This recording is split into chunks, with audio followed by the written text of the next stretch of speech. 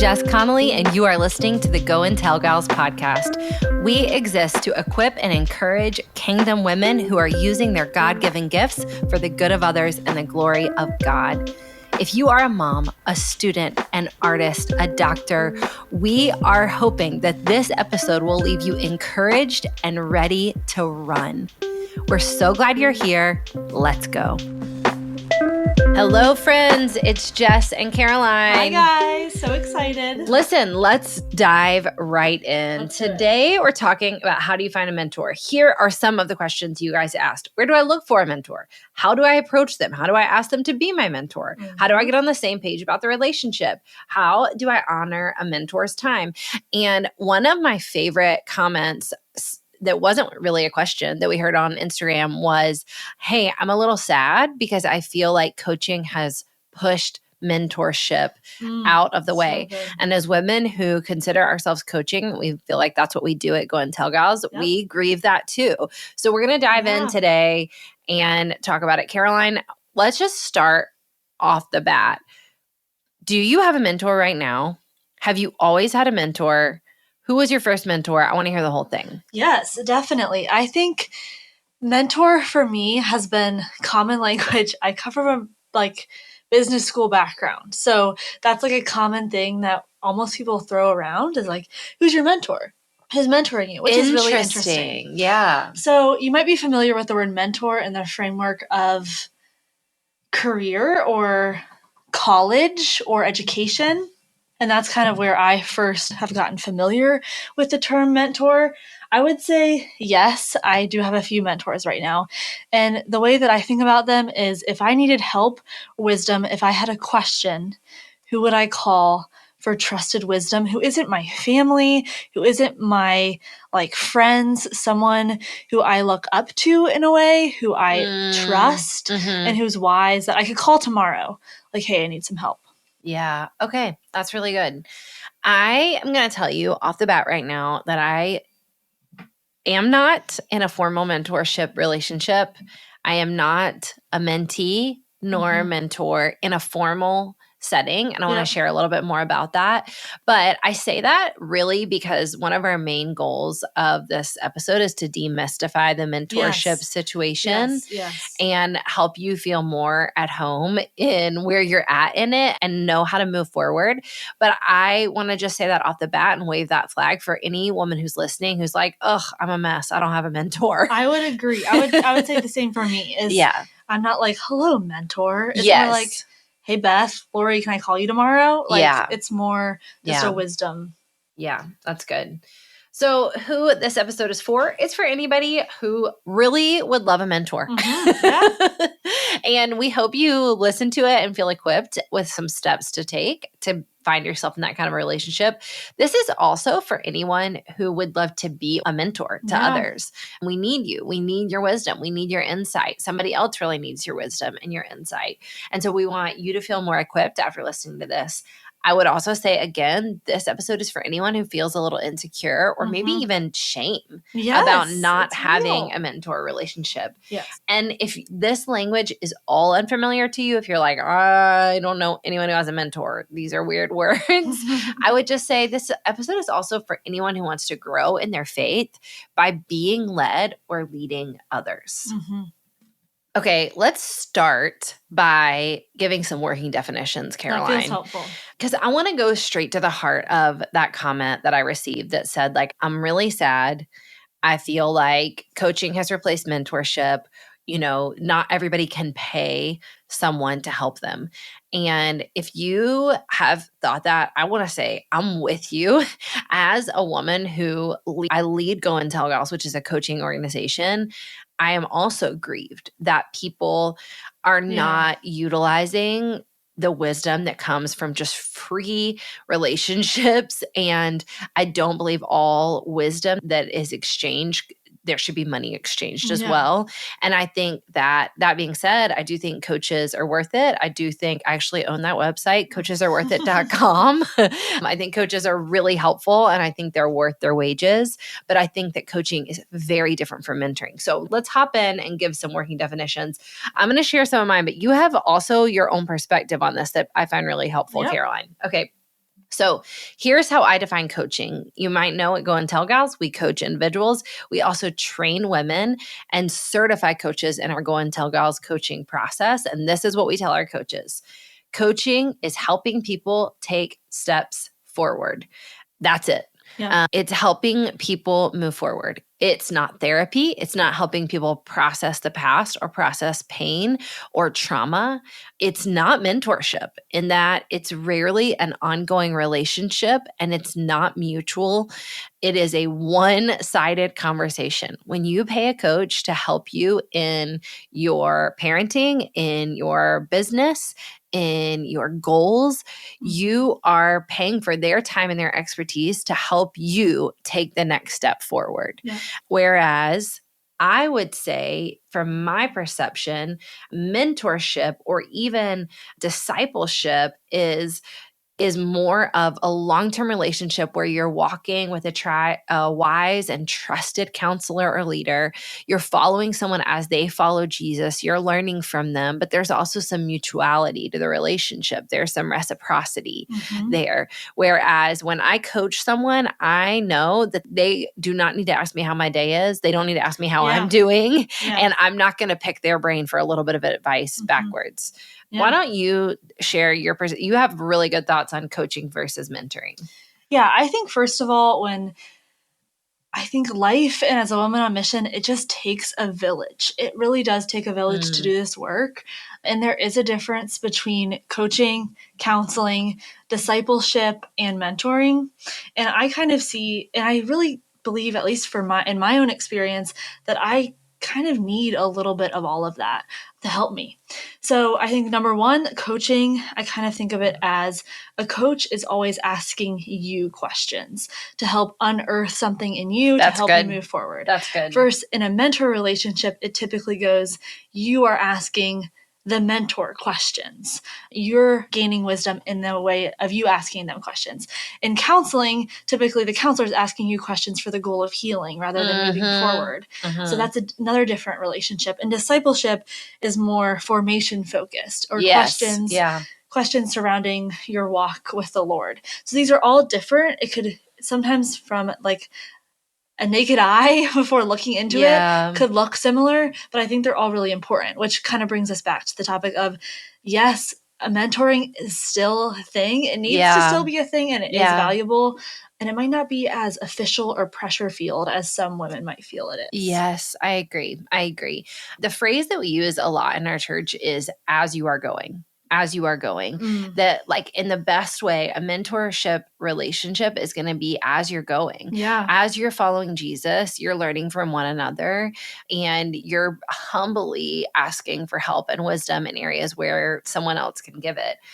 I want to highlight a few of these for you to read on your own time in scripture, some places to look to see some mentoring relationships. We see Eli mentor Samuel in the Old Testament. We see Naomi mentor Ruth to some degree. Deborah and Barak is a really interesting like intergender mingling mentorship relationship, and I think a really cool one. We see Elijah mentor Elisha, and I've always thought that we see a little bit of mentorship with Elizabeth and Mary. You know what I'm saying? You know, when Elizabeth like leaves her house, or no, Mary leaves her house and goes to stay with Elizabeth, and I'm like, yeah, I bet she did. I'd do that with my mentor. Help me. I bet I'd be like, listen, I'm pregnant with the savior of the world. Can I hop a squat here for a little bit? Can you walk me through this? Wow. I think we see some of that there. So we're going to open up a little bit more about our personal experiences, past and present, with mentorship, just to tell you guys where we're at. And then we're going to talk about what to look for and some frequently asked questions about mentoring. So I'll just tell you from my perspective, again, this is Jess, and I have in the past had formal mentorship relationships. I would say my very earliest mentorship relationships post meeting Jesus in my late teens, I had, I would say maybe 4 youth leaders that I thought hung the moon. And they were just some of the wisest women I had ever met. And I thought they were incredible. And I wanted to do everything that they did. And so I would ask them for advice, but I would also just try to spend time with them as much as I could. It didn't need to be as formal or as defined because I was in high school and they were youth leaders. So it was like that was tidy. You know what I'm saying? Right. But they were humble and they were kind and they fed my spiritual hunger in just some really incredible ways. And this is my shout out to Beth and Kelly and Rebecca because they were all that for me. They just really spurred me on in righteousness. That was probably my first intro into some formal mentorship.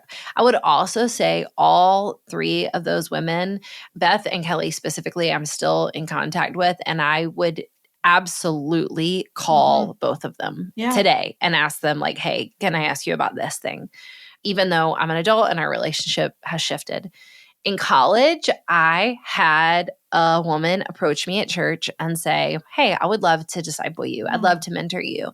And I was like, okay, great. I think at the time I was engaged and I was like, I would love to know how to do this whole thing. And it was great. I loved the formality of it. I love that she said, like, can I walk with you through this? I will also say there were some like pits and peaks, you know, like there were some high points and there were some low points. Obviously, I share a lot about body shame and I wrote the book Breaking Free from Body Shame. And I remember that was a lot of our conversation and that like, I just want to say this to be totally vulnerable that she really struggled with body image issues. And a lot of that tended to rub off on me. And I say that just with just all humility for all of us to remember as we're mentoring people that they're going to see our issues and we want to be cautious and kind and compassionate about how we communicate what we're struggling with as mentors, you know. After that season in my life, I don't know that I ever had another formal mentor that I can remember. I've had pastors, I've had female pastors, I've had pastors' wives who have spoken into my life. And some have been really beautiful situations and some have been a little bit harder. But I think a real shift for me happened in my late 20s when I realized that despite what the pride of my youth had taught me, I actually really wanted to be a lot like my mom. And I had walked through like my early 20s, not like I want to be different from her, but I just think my mom says this openly about parenting adults, you know, that they kind of all go through like a tearing phase where they're like, they just want to go out on their own and do their own thing. But around my late 20s, I really I think I came awake to realize the true wisdom and insight of my mom and what a gift she was. And so while I would say I'm not in a formal mentorship, discipleship relationship, I would say I am taking very good advantage of the beautiful privilege and blessing I have in my life of Deb Hopper being my mom. And I ask her questions and I ask her for advice and I ask her for insight and I ask her to pray for me. And that is kind of continually happening in my life. But the last thing I want to highlight on is that probably around that same time, my late 20s, early 30s, I also realized that I had been on a quest to find this one perfect woman who wanted to pour into me. And instead, what I really probably needed was multiple different women who had expertise or wisdom or insight in specific areas that I could humbly go to and ask for help. And so I have women that I would ask them ministry questions all day long. And I have women that I would ask motherhood questions to all day long. And I have women that I would go to and ask business questions all day long. And none of them necessarily overlap in all the areas. And that doesn't mean that I don't respect their opinion in the other areas. I really do. I just know that there's this one facet of their life where I really want to learn from them in this area. And so I try to take full advantage of that. Likewise, I feel this same off the hookness when it comes to women in my life that are younger than me, that I'm like, oh, you know what? there are some parts of my life that I feel like I could give you some serious insight. And there are some things that if you ask me, I'd say I'm not the girl for this job. You don't have to be the girl for every job. You do not have to be the girl for every job. So I want to say that. Then here's my last little personal take on mentorship. In our church here at Bright City, which I lead with my husband, we do not have a formal discipleship or mentorship program. And I have seen churches do formal discipleship programs really, really, really well.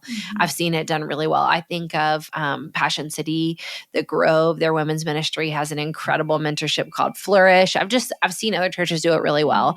But for our context and for our current culture here in Charleston, we have found that a much more organic, growing together process seems to serve our people better.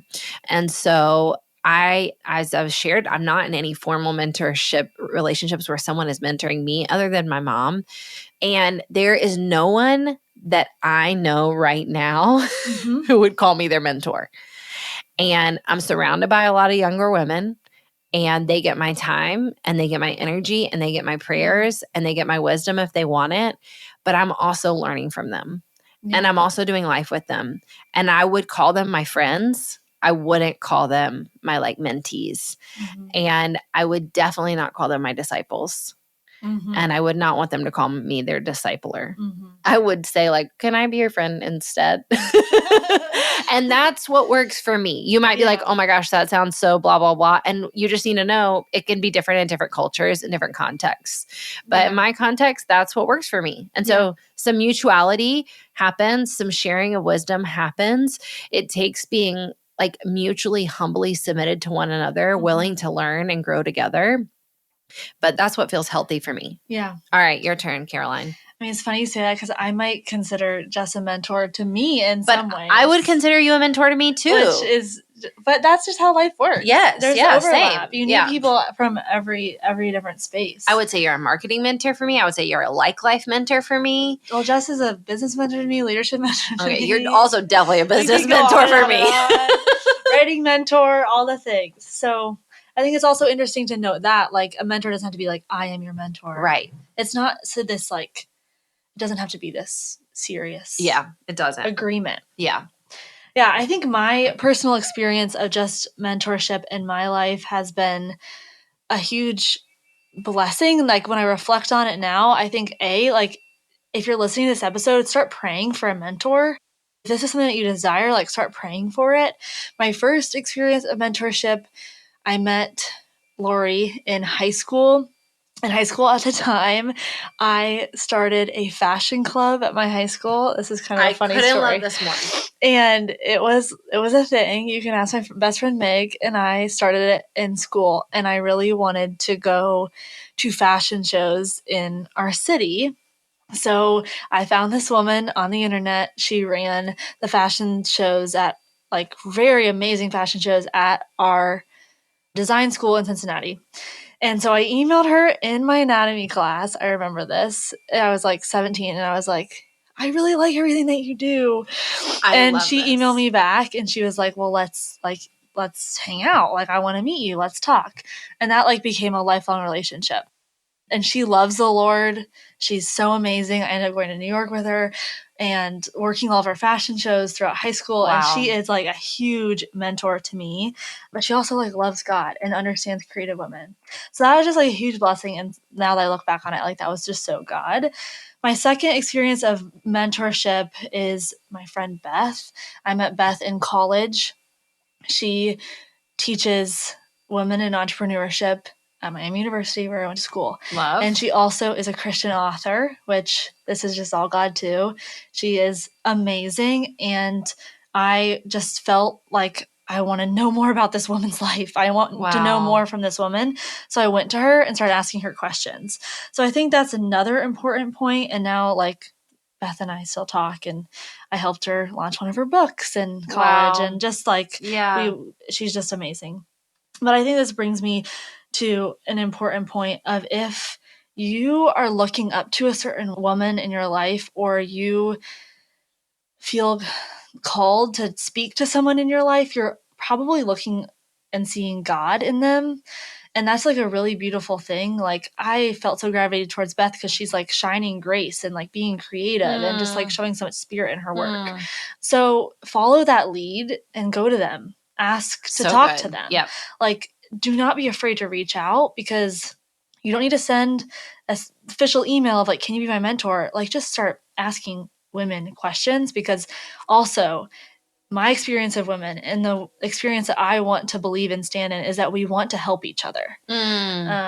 So go and ask questions of those women. I think it could really change someone's life. Hey, real quick, if you're listening to this episode and realizing that you could really use a coach to help you take steps forward, specifically in writing, small business, ministry, or podcasting, we need to make sure that you know about Go Teams. Go Teams are our group coaching cohorts that combine 6 weeks of online coaching with both community and industry experts to get you making moves in your God-given mission. If you're ready to make a move and get the coaching that you need, head to the link in the show notes to sign up for our Spring 2023 Go Teams waitlist and be the very first to hear more and save your spot. Plus, you can snag a discount on your registration when the time comes. Now, back to the episode. Make sure you get on that waitlist.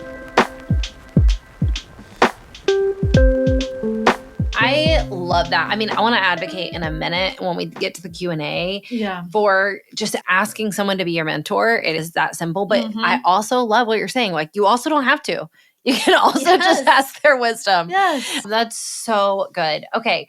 A lot of you asked, what do I look for in a mentor relationship? So what do I look for in someone else? And I want to speak to this kind of really clearly. So my first thing that I want to share is, as you're looking for a mentor, can I please, in the name of Jesus, implore you to look for someone whose life leaves you more in awe of God, not more in awe of them. I'm going to speak very plainly now. Our souls are hardwired to want the deep and beautiful things of God, but our flesh is drawn toward the things that our culture values. And there may be a piece of you that wants a mentor who looks like they have a tidy life. But a great furniture collection is awesome. It does not make a good mentor.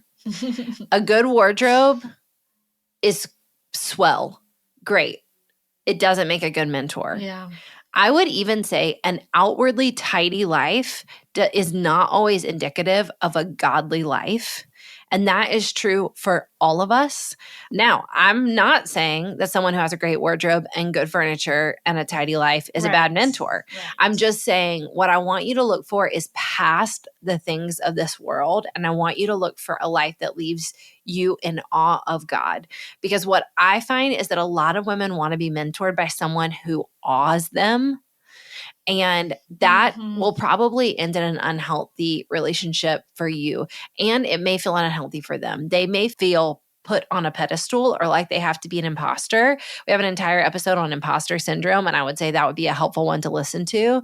When you spend time with them, are you more in awe of God, or are you more in awe of them? And that's just a gut question that only you can answer. Likewise, this is a word for mentors. Let's stop trying to impress the women we lead. Yeah. You know what I'm saying? We're actually not serving them well. It doesn't help. We're not serving them well by impressing them, and we're not serving them well by showing them like, look, I can handle it all. So that's not what they're looking for. I think honesty is just so and it's helpful. Not what they need. It is not what they need. So that kind of leads to my second thing of what I would encourage someone to look for, and that would be, I would look for humility and even someone who can learn from you in a mentor. Someone who's humble enough to share their wisdom with you, to not say like, oh, I don't know anything. That's a false humility that it will not serve you. But someone who's humble enough to say like, hey, I've got some stuff to share, but also humble enough to say, there are things I can learn from you too. Yeah. And I think ultimately this will just lead to a healthier, more long-term relationship. You know, I think a lot of women, and this is what I heard from you all, that you've been burned in past mentorship relationships, maybe even experienced some church hurt and shame. And I would say like that's rooted in a lack of mutual humility. It's real. You know, there may be a time, mentors, where you need to apologize to the person you're mentoring because you've said something inappropriate or you've done something wrong or you've let them down in some way. If you can't be humble towards them and say like, no, I'm human too, I need Jesus too, then you'll find yourself in a real mess. In a mentoring relationship, I would massively encourage you to look for transparency with boundaries.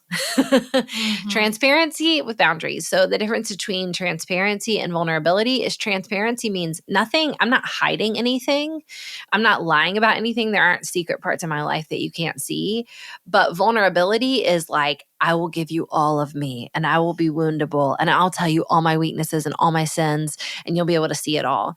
So what I would advocate for in a mentor relationship is you want transparency. You don't want your mentor to have like hidden parts of their lives or parts that they won't let you see or touch or know about.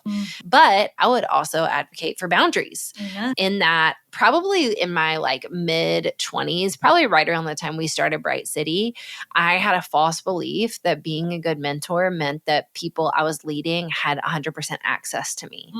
And so my house was had a revolving door. People were in and out all the time because I let them be.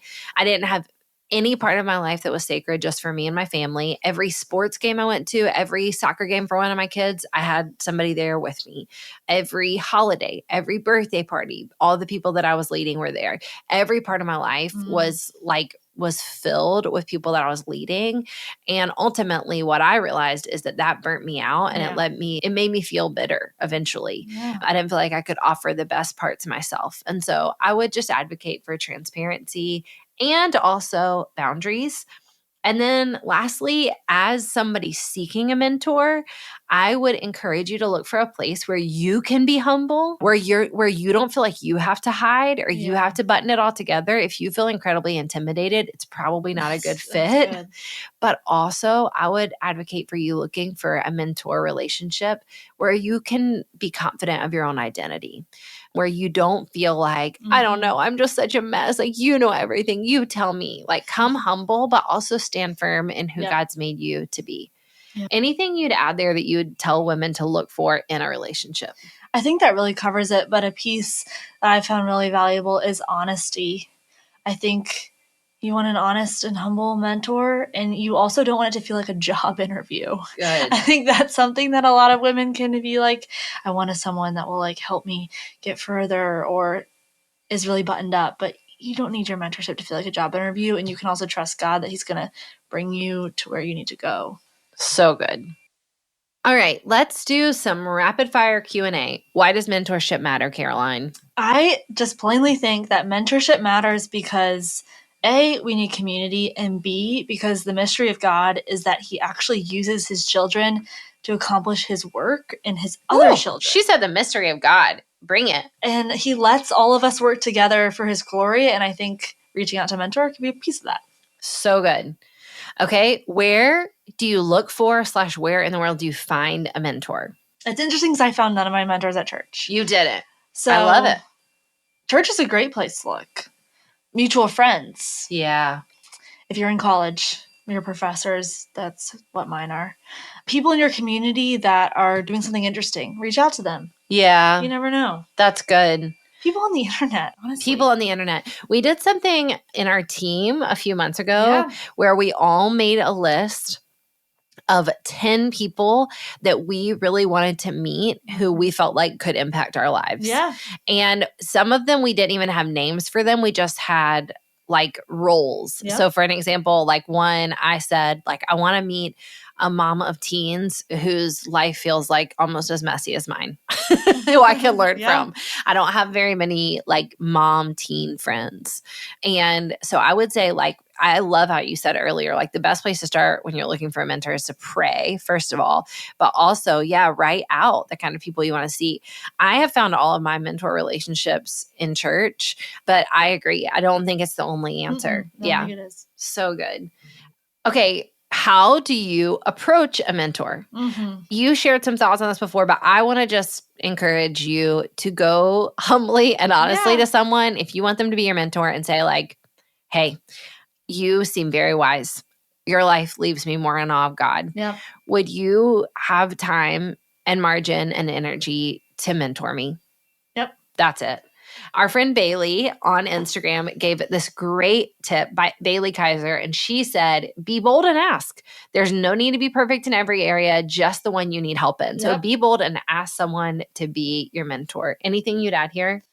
I'd say I would agree. Be bold and ask. And when you say, can you be my mentor? Perhaps add a little bit of boundary or clarity around what that could mean for you, because I think we're finding that the word mentor means a lot of things for a lot of people. That's good. Okay, so our next frequently asked question was, how do you get on the same page about the relationship? Clarissa on Instagram said, I think establishing boundaries and expectations helps. You need to know your limits and they need to know what you can help them with. So I love this. I love someone coming to a potential mentor and saying, I would love your help in these 3 areas. I would love your guidance in this way. I would love if we could meet once a month. But then I would be willing and I would be very open to say back to them, like, do you have the margin and time for that? Yep. Is that something you feel equipped to do in this season? And be really okay with a no, because I would say a bold no from someone saying, like, I don't have the margin in this season is actually serving you Really so helpful. much. Yeah. So I would say, like, this is what I'm hoping for. What do you think would work? I would just like to give like a quick little asterisk here as almost 40-year-old women in a community of women who are typically much younger than me. Almost all of the women I do life with are, 5, 8, 10 years younger than me. I will say I have been so served and loved well by the ones of them who have just considered my lifestyle. So for example, instead of saying like, hey, do you want to go to coffee sometime? They'll say like, hey, could I come over and help you fold laundry? And I've said like, yes, yes. I had 2 friends who are really truly friends, not all women I mentor, but who don't have the same life stage or style that I'm in. And this week, as a friend date, they rode with me to go get a prescription filled. Like, that's amazing. That was it. That was what we had time for. And it meant the world to me. I would say, maybe we could grab coffee, or what would work for you? Because in my life, I personally do not have time for a coffee date. Yeah. It's not that I'm too good for it. It's not that I'm too important. It's that I work a 40-hour-a-week job and I have 4 kids. And so I don't even know when I would go to coffee most days. I think that helps. Great. Yep. Establish some boundaries. How do you honor a mentor's time? I think simply asking. Yeah. Like, how can I honor your time? Like, we're allowed to ask questions of each other and be honest with each other. Yeah. One thing I would add is take notes. Yeah. There have been a lot of times where I've been trying to be really generous and kind to someone to meet with them, maybe even almost in a coaching capacity, and the person there hasn't really taken notes or hasn't, I can tell like they're just not really engaged with this. And I feel like, well, man, this looks like it was a waste of your time and it was a waste of my time. And you're definitely not going to remember, any of this. I don't know, so I would say like take notes. That's not weird or rude if someone's like giving you a lot of insight about something. I do spiritual direction once a week and I take notes the entire time just because I honor everything she's saying. Okay. A few more frequently asked questions. How do I know when I'm ready to mentor? It's a really good question. I personally believe there are very few seasons we would not be called to be pouring into other people. If you're asking that question, I think you're ready. You're ready. If you are following Jesus, there is someone who would be blessed by you serving them. There's someone to be so blessed. Yeah. Oh, what do you do when you find a mentor and it doesn't work out? Well, I think what most of us would do would be awkward. I think what we could be invited to do, what we have the freedom to do, is to have an honest conversation. Yeah. And say like, hey, I feel like maybe this isn't working for me and it's not working for you. I'm so grateful for the investment that you've given in my life. I would love to stay in a relationship, but I think I'm ready for this season of mentorship to move on. And know that on the other side of that hard conversation is a lot of freedom for both parties, not just the person who's quote unquote ending the mentor relationship. That's good. Okay, I loved this question. What are some good continual check-in questions? That is so good. I think it is really helpful actually in some of my relationships with my friends, even and mentors, to have like a core 2 questions you always answer. Yeah, I do too. That's a really good way to be a mentor. I do too. Or 3. So let's say all of these are options. But yeah, I think pick your poison, pick which hits you the best. Here are some that have helped me in the past. How's your soul is my number one go-to question. Yep. So when I have said that before on the podcast and people have DM'd me and said like, do you really say that? She says it every day. I say it every day. I literally say it every I day. say it. Yeah. I think it's a great question. So I'll say like, how's your soul? Yeah. How you doing? How's your soul? And sometimes people answer it light and sometimes they answer it deep and that's their business. So I would say, how's your soul? I would say another great one. This is abstract. Bring it. But this is what Elisa Keaton, I would say I had a pretty formal mentorship relationship and still do with Elisa Keaton. She knows I feel like she's my spiritual auntie in a lot of different ways. I call her my freedom Sherpa because she's guiding me up the mountain to freedom. But Elisa used to ask me, where are you on the freedom train? That's good. Yeah. And she would say like, are you conducting it? That's good. Is it dragging you behind the train? Like, where are you on the freedom train? I loved that question. How's your soul? I think a really bold one would be, what are you hiding? That's good. What are you hiding from God? What are you hiding from other people? Like saying like, basically this is a safe space to bring it into the light. What is God telling you right now? Where's the joy in your life? How are your relationships? How can I be praying for you? I'm trying to think about what my spiritual director says. I think she says like, what is God stirring up for you right That's now? good. Yeah. What does God bring to the surface for you right now? That's what she says. What about you? I think like, what are you dreaming about? Ooh. What are you looking forward to? Love.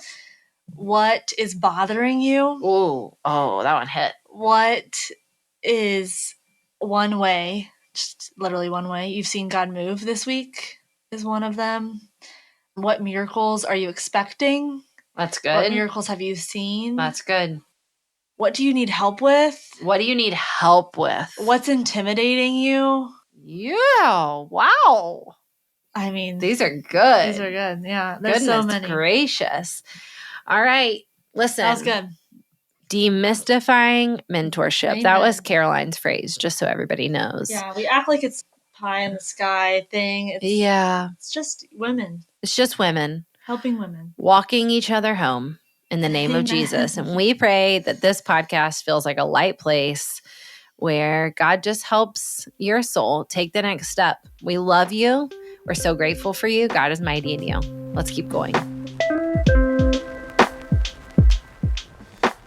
Thanks for joining us for today's podcast episode. We would be so blessed if you would take a minute to leave a review wherever you've listened to this podcast.